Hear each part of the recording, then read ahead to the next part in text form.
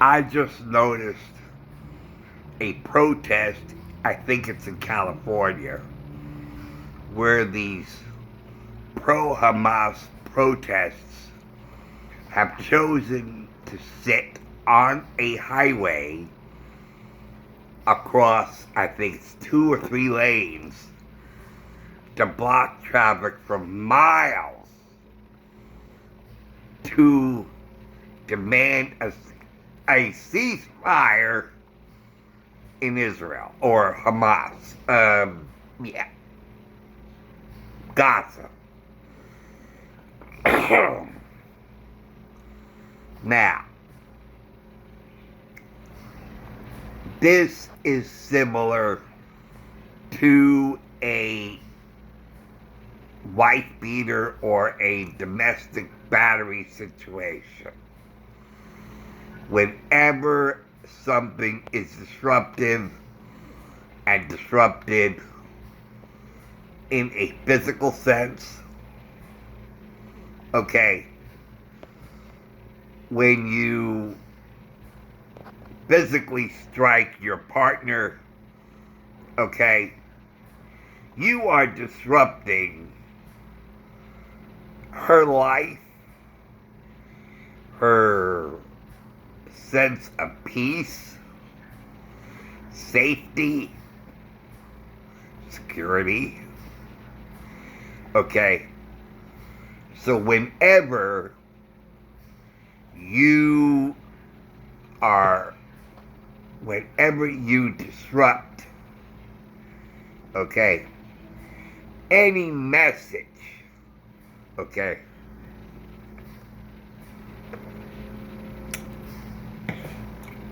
that you wish to convey, it's lost, it's gone, okay? Whether it's, I'm sorry, I'll never do it again, no.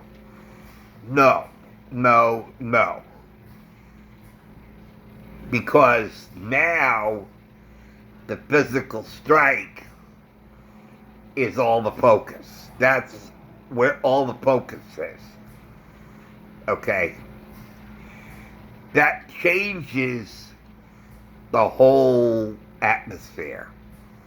Now, these protesters that disrupt an event, a game, traffic, a parade, whatever it is, they think that they have a message and they feel that this big audience, that they will be able to convey their message to the widest and biggest and vast audience.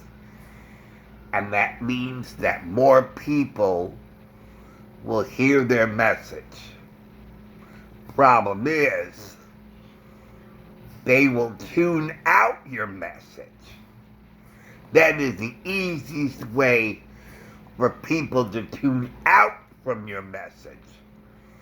Because your disruption, everybody is not there to hear your message, whatever it is. They're there for a specific reason. At the disrespecting of the American flag, they're there to watch a game. They're not there to watch you protest against the national anthem. You think that by you protesting the national anthem, you're getting your message across to a vast audience.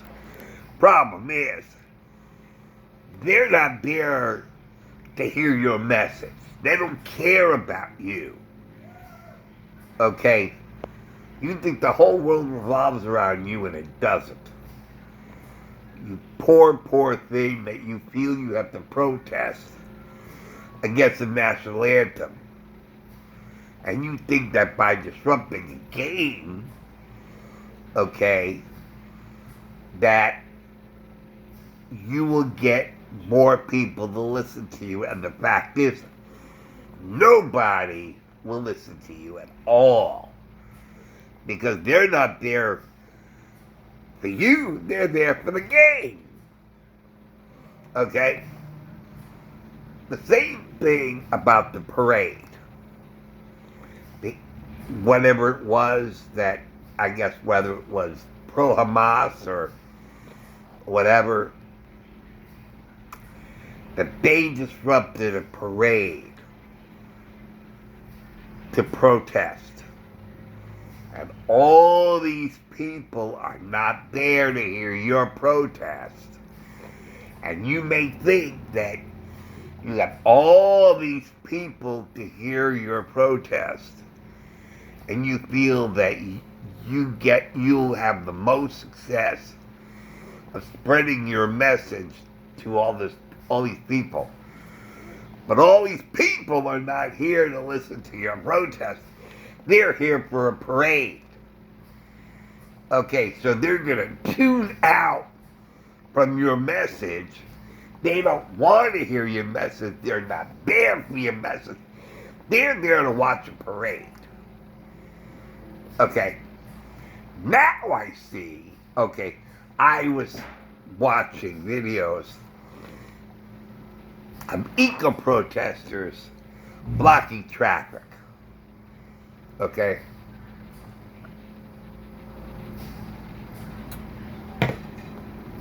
Where people are going to work. Where people might be rushing because of an emergency. And they can't get anywhere because you're blocking traffic. Okay? So, your message is subdued because nobody is there. They're there to get somewhere. And they can't get anywhere because you're blocking traffic. They don't care about you. They care about whatever they're there for. Whether they have to go somewhere, or they're going to pick up their child, or whatever the case may be.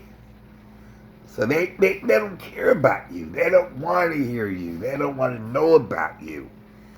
They don't want to know of you. All they care about is where they're going. Okay?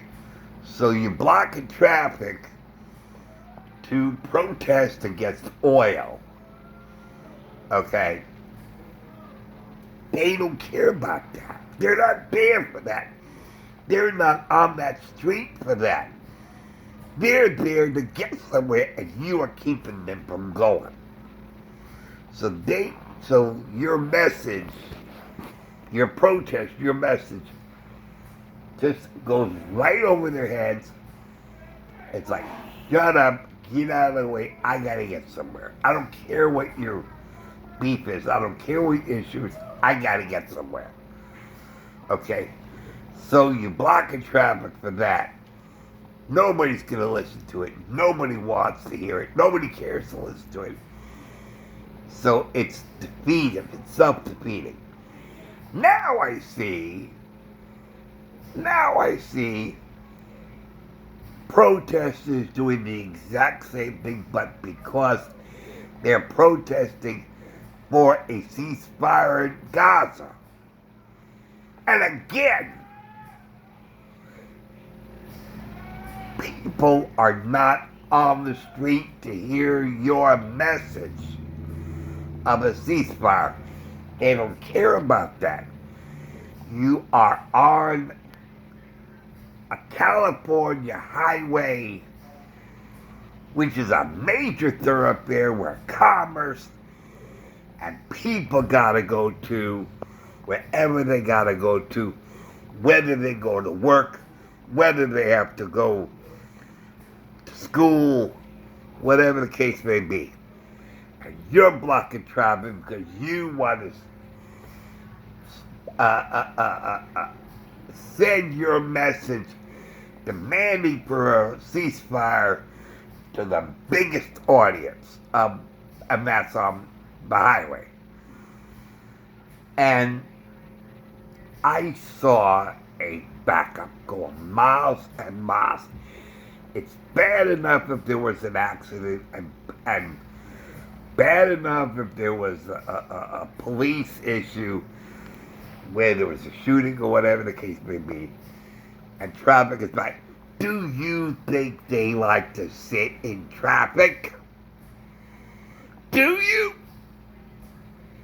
Do you think they are happy, or they're going to be concerned about your message while they are sitting in traffic? You know, I wouldn't be surprised if any one of those drivers come by and shoot you.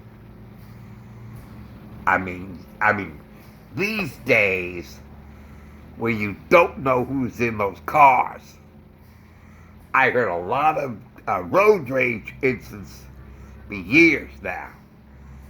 You don't know who's in those cars. You don't know who's in those cars. And damned if you get any of them angry enough to do some harm to you, because you're keeping them from where they gotta go.